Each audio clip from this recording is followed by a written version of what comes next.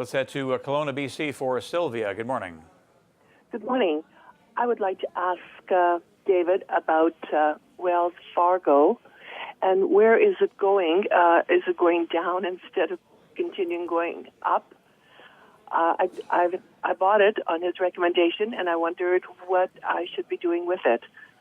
Okay. Selling it, or? Thank you. So Sylvia, in our income portfolios, we have about 18% that is focused in financials.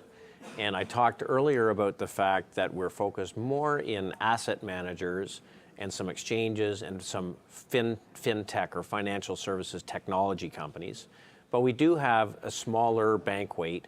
The bank weighting that we have is in the US, not in Canada, because we think US relatively is growing faster than Canada. And the US industries has restructured while the Canadian industry had a big tailwind for a long time and is relatively more expensive. In the US, of the big banks, we think Wells Fargo is about as attractive as any of them are because they have such a strong exposure to the housing industry. And given the stronger consumer, we think there is likely a pickup coming in the housing market.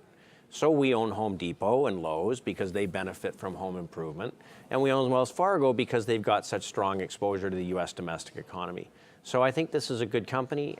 It's been a leader over the last 3-4 years in the sector. And I think that you're likely to see pretty good dividend growth in the stock as we go forward. Let's speak with Frank, who is next up here in Toronto. Hi, Frank. Hi, question about Argonaut Gold. Just wonder, Argonaut Gold has the book value at $3.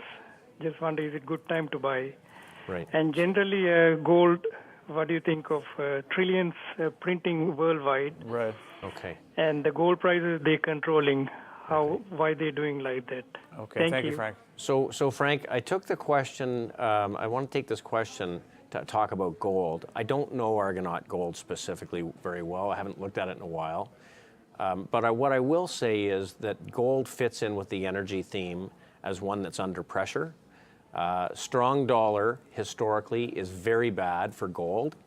And there's a lot of forces at play which we think make it likely the US dollar is going to continue to rally versus the euro because of QE, and versus the Japanese yen because of QE, and versus the emerging market currencies because of weak commodity prices. So in full disclosure, we are short gold in our ETF portfolio. We run a macro multi-asset fund which invests in ETFs. So we're short GDX, which is the gold producers, and the junior gold producers, which Argonaut would fit in. I think you want to be very careful with this sector. Again, I know it's a popular one in Canada, and it's one we've certainly invested in the past, but what small holdings we had earlier this year to try and trade a bounce, we have been exiting over the last bit, and I think we're down to zero. And there's the GDX, and prior to that, we looked at gold against the US dollar, and you saw how it was faring there. So this is the GDX in the US. The equivalent here would be the XGD. That's right. All right, so there is your information on gold from David. Let's talk to Dana, who's in Moncton, New Brunswick. Hi, Dana. Hi.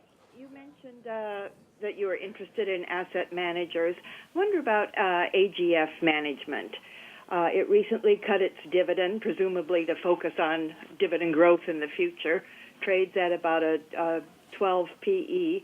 But I understand there's a large one-family ownership. Is this cause for concern, and what are your thoughts? Right. So speaking from a conceptual basis, we don't tend to like investing in companies where there is one family that's in control, because sometimes all the right business decisions don't get made. I think AGF is a company that has struggled over the last few years, even more than other independent fund companies. The banks have done a great job in building their mutual fund businesses, and it's come at the expense of some of the large independents. AGF would be probably the one that has been hurt the most. We own CI Financial, which we think is really well managed and is very efficient. They continue to get new assets in the door, and so we're invested there. I would just be a little careful with AGF. When you find a strong theme in the market and there's a company within that theme that is not participating, it tells you that even with a big tailwind, investors aren't interested.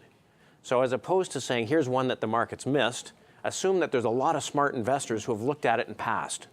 So I would pass on AGF. It's not to say they can never get it turned around, but they've struggled for quite some time. We'll take a break here, David. Apologies to those we didn't get to with their questions. We will come back with top picks after this.